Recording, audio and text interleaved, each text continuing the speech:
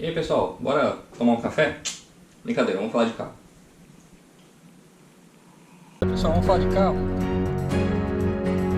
Hoje eu vou aí para a terceira edição de Contando Lorotas para vocês, quer dizer, histórias, né? Porque, não sei se ficou claro nos outros vídeos, como o da Kombi e o do Voyage Bolinha, são coisas que me contaram, são histórias da minha cabeça, né? Não necessariamente são realidade. Então, fiquem atentos com isso. A história de hoje eu vou contar e está meio relacionado com o que está acontecendo no mercado hoje em dia, tá?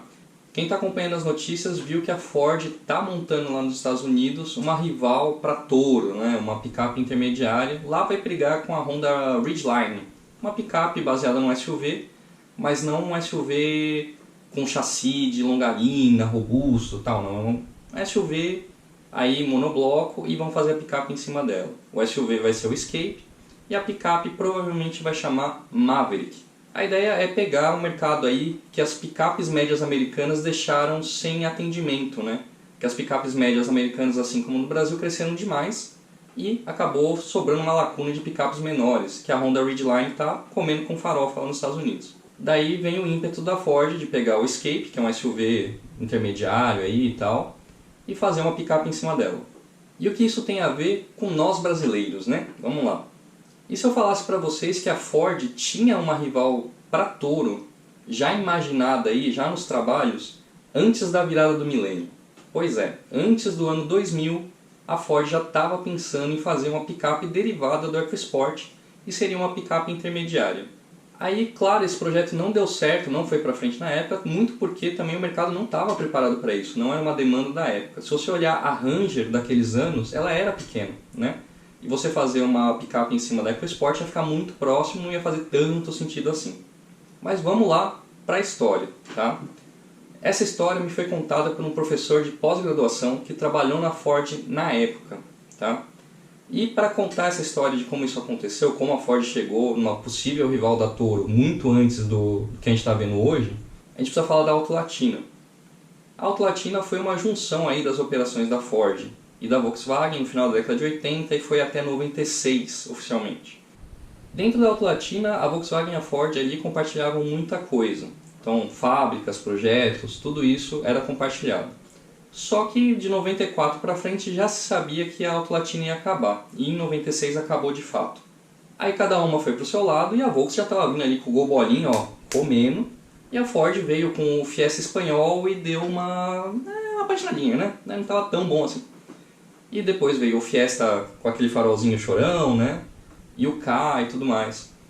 Nessa época a linha da Ford era muito boa já. Tinha o Fiesta, tinha o Ka, tinha o Escort e a Escort SW, além da picape Ranger que era menorzinha na época. Vamos agora para o Salão do Automóvel de 1998, se eu não me engano. Mas enfim, o último Salão do Automóvel antes do ano 2000. Eram tempos aí pré-EcoSport e Jeep Grand Cherokee sendo carro de jogador de futebol, né? E a Ford foi lá pro stand dela no Salão do Automóvel com a sua linha de produtos para mostrar aí todos os carros que eles tinham. E gente, Ka, Fiesta e Escort eram produtos muito, muito bons de dirigibilidade, conforto e tudo mais. Só que não vendiam tão bem assim. Então a Ford foi lá no salão e viu o quê? O stand dela um pouquinho vazio. Do outro lado da rua, ali no stand da frente, estava a Land Rover. Land Rover na época era uma marca pertencente ao Ford Motor Company, né? Era um fomoco, para você ser aí bem ligado nas tendências. Então as duas estavam juntas ali porque no fundo participavam da mesma empresa. Só que Land Rover com os Freelander da vida, né? Os Discovery, aqueles carros da Land Rover, lotado de gente. E o que significava esse stand da Land Rover lotado? Significa o início, a pré-história da onda de SUVs que a gente está vendo hoje. O pessoal queria esse carro grande, queria esse carro de status, esse carro alto que parecia um Jeep, só que não tinha grana para comprar. Era um sonho, uma aspiração da nossa grande classe média brasileira, né? E por que eu estou contando essa história toda? Porque a gente precisa chegar na concepção do EcoSport primeiro. Os caras da Ford vendo a Land Rover ali fazendo muito sucesso e eles ali com os carros muito bons, só que não despertavam esse interesse no público, pararam e pensaram, olhou um para a cara do outro, vamos chamar de Zé e Ricardo. E viraram e... Ricardo, tá vendo esse monte de gente na Land Rover? Pois é, Zé, está cheio de gente aqui nessa Land Rover. A gente devia fazer um Jeep, né? A gente devia, mas ia sair caro. E se a gente não fizesse um SUV caro? EcoSport. Foi assim que nasceu, tá? Pelo menos na minha cabeça. Inclusive, se você pegar os primeiros EcoSport, não sei se vocês repararam que alguns deles têm escrito EcoSport no capô. Cara, isso é copiado descaradamente da Land Rover, que tem essa tradição de colocar a Land Rover na frente do carro. Mas aí, tudo bem. Ford foi lá e falou, precisamos de um SUV pequeno e barato. Esse SUV, ele estava programado para chegar junto com um novo Fiesta, e a Ford já tinha negociado com o governo da Bahia vários aí descontos de impostos e vantagens fiscais para fazer uma fábrica em Camaçari. Essa fábrica em Camaçari seria aí para produzir 3 carros. Um deles a Ford sabia que ia ser o Fiesta Hatch, né? O outro era o EcoSport, e o EcoSport nem era tanta certeza assim, o pessoal na época não estava muito confiante de que o SUV barato ia decolar. E tinha espaço para um terceiro modelo na linha de montagem. E aí vinha a história desse meu professor da pós-graduação, que estava nessa época do planejamento da Ford. Porque eles tinham 4 produtos para essa fábrica. Fiesta Hatch, que ia entrar, o EcoSport, que entrou raspando, e podia vir um Fiesta Sedan, e podia vir a tal da picape derivada do EcoSport, né? Uma picape intermediária, ia ser revolucionário e talvez não vendesse, porque na época o público não era preparado, não tinha essa demanda ainda, né? Veio a surgir com a Toro, 5 anos atrás, sei lá. Então, nesse período, a Ford tinha esses 4 produtos na mão, foram feitos mockups, infelizmente não tem imagem alguma, porque eu vi essa foto, mas era do professor, provavelmente alguma coisa confidencial da Ford, então não dá para divulgar. Mas eu vi como ficou o primeiro EcoSport com a caçambinha atrás. Ficou até interessante, viu? Não ficou ruim não. Ela tinha um Santo Antônio grosso, né, largo, que nem as picapes maiores têm hoje, e dá um visual bacana para ela. Só que na época, investir num SUV já era algo assim revolucionário para a Ford. E a Ford não era uma empresa gigantesca. Se você pensar as 4 grandes marcas do Brasil, você tinha a Volkswagen, você tinha a Chevrolet, tinha a Fiat, e a Ford sempre foi a 4ª potência desse grupinho. Então eles investiram no que eles tinham mais certeza. O Fiesta Hatch, porque Hatch nessa época vendia muito. Investiram no EcoSport como uma aposta já. E preferiram fazer o Fiesta Sedan. Porque sedanzinho na época vendia até que razoavelmente bem. Vide aí o Siena nessa época pegando o mercado para ele. Corsa Classic, que na época nem era Classic, era só Corsa Sedan. Mas a Ford queria um pouquinho desse mercado. Até porque a Volks, né, tirou o Voyage de linha e não tinha ninguém para competir com a marca Volkswagen. Então, nessa época foi decidido Fiesta Hatch, Fiesta Sedan e EcoSport para a fábrica de Camaçari lá na Bahia, que foi inaugurada aí em outubro de 2001. Mas olha só como a moda é cíclica, né? Em 2000 já era pensado uma picape derivada de um SUV monobloco, né? Não uma picape com chassi de longarina, porque é robusto e tal. A ideia que a gente tem hoje do SUV ser um carro robusto, aventureiro, não é mais real, né? Se você olhar a maioria dos SUVs, não aguenta 5 minutos na lama, tá? Principalmente os compactos.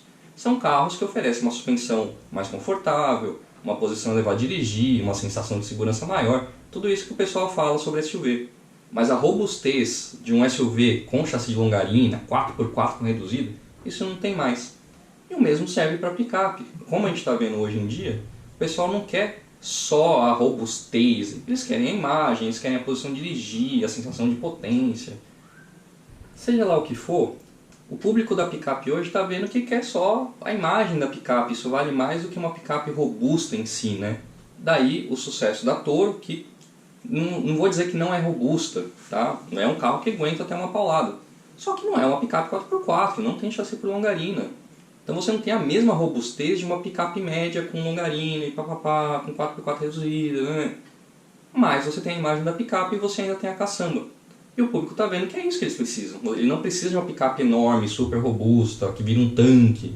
Não precisa de uma Ram 2500 para transportar a coisa para o seu restaurante. Uma caçambinha já dá. Uma Pampa serviria. Mas você quer comprar um carro zero, a Toro está lá. E vira um carro muito confortável por causa do monobloco. Então o pessoal vê que não precisa comprometer o conforto para ter uma picape. E daí o advento das picapes intermediárias, da Steroroc, Toro e futuramente esse Ford Maverick, que vai ser uma picape derivada do Ford Escape.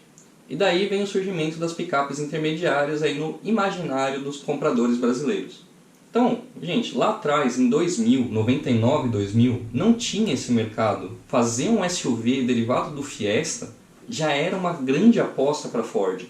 E tendo 3 espaços na fábrica, com 4 projetos, caiu que eles tinham menos certeza. O SUV já era uma aposta, a picape era uma aposta maior ainda, que eles não tinham nada para justificar a produção.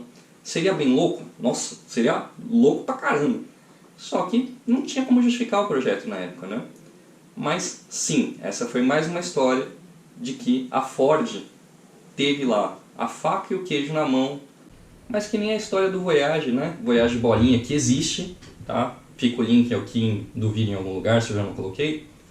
É uma história de um projeto que existiu, mas na época foi pensado que não valia a pena ou não se justificava e não aconteceu. Mas é bem legal compartilhar com vocês para vocês saberem que a indústria às vezes faz umas apostas muito antes do mercado estar preparado. E a picape da EcoSport é um exemplo disso. Próximo vídeo, gente, vou deixar um spoiler.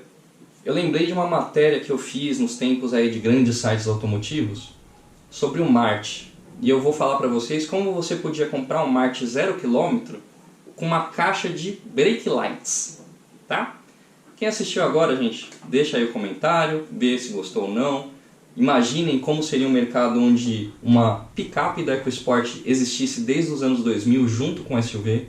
Deixa aí que eu quero saber o que vocês imaginam sobre isso.